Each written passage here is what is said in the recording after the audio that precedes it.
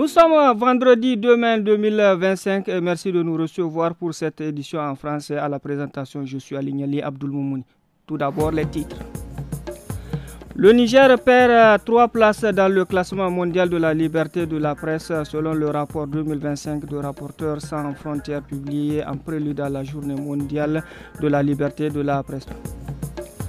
Le bureau des commerçants d'Arlit observe une ville morte pour exiger la prise en compte de leurs revendications. Vous suivrez quelques réactions dans cette édition. En prélude à la journée mondiale de la liberté de presse, demain 3 mai 2025, Reporters sans frontières a publié ce jeudi son rapport 2025 qui place le Niger à la 83e position sur 180 pays, soit un recul de 3 rangs à l'échelle mondiale. La pression économique souvent négligée fragilise durablement les médias en 2025. Pour la première fois, la liberté de la presse est qualifiée de difficile dans le monde avec 42 pays classés en zone rouge contre 36 l'année précédente. Le réseau des journalistes pour le droit de l'homme a organisé aujourd'hui une visite guidée au tribunal de grande instance de Dosso à l'intention des journalistes de Niamey et des régions. Rakia Sani Salissou, membre de la RJDH, nous en dit plus sur les objectifs visés à travers cette sortie. Elle est au micro de Nana Hadiza.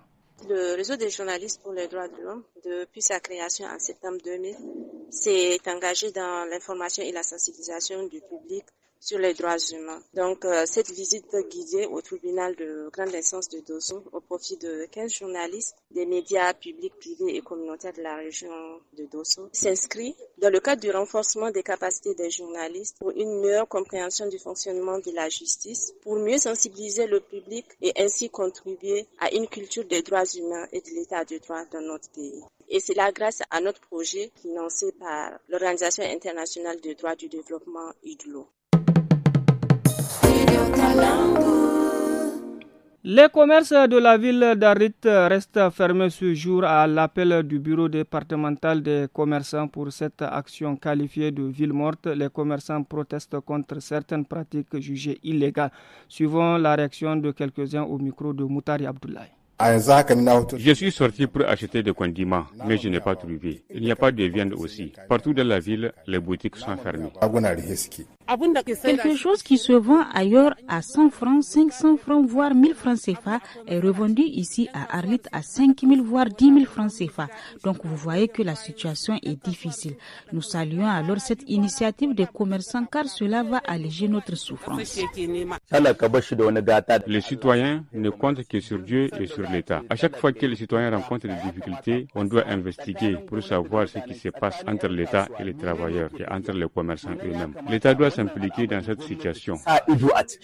Dans la région de Difa, environ 3000 réfugiés nigériens installés à Bosso ont récemment regagné pour la première fois la ville de Malafatori au Nigeria, anciennement occupée par Boko Haram. Ceux résidant dans la ville de Difa expriment à leur tour le souhait d'être rapatriés après 11 années d'exil. Écoutons les avis de ces pères de famille recueillis par Maïna Moussa.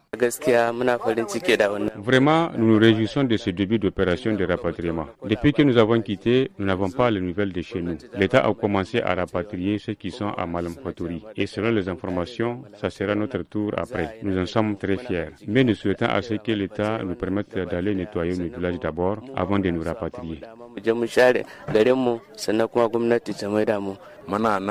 Nous attendons l'aval de nos dirigeants. S'ils nous disent de partir aujourd'hui même, nous sommes prêts. Mais pour le moment, ce n'est pas notre tour. Et nous n'avons pas les moyens de quitter nous-mêmes. Certains ont pu aller à Bosso pour trouver des tickets à leur famille. La liste des membres du Conseil consultatif de la refondation a été rendue publique le 1er mai 2025, nommée par le président de la République, le général d'armée Abdrahmane Tiani.